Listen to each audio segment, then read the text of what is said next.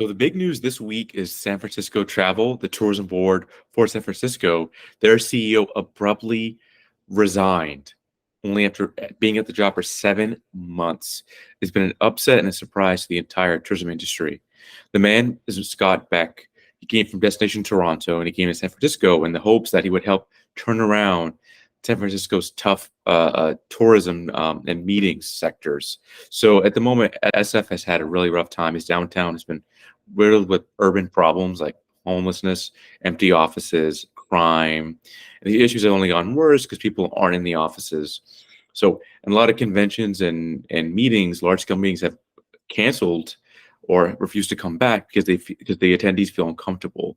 There's been a feeling that SF its days are behind it. It's having a rough. It's hit with urban decay. And Scott Beck came in, and I interviewed him, and the hope was he would help turn things around.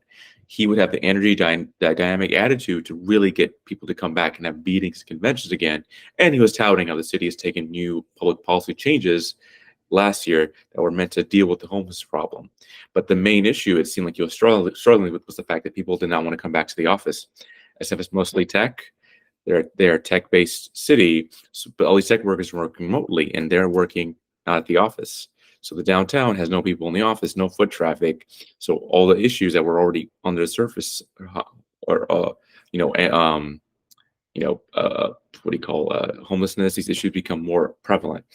So they've had a low occupancy rate, and they aren't expected to be back to they aren't expected to fill their convention center to their 2028 numbers until their pre-pandemic levels till 2028. And also they've been suffering from the lack of Chinese tourists, which was their number one source market before the pandemic. So they've had a rough period, and with him gone, and he's being replaced by a board chair, they're going to have to work hard. They're going to have a rough few years ahead of them. I don't know where it's going to go, but hopefully they can get through this challenge that has been left with Scott Beck's departure.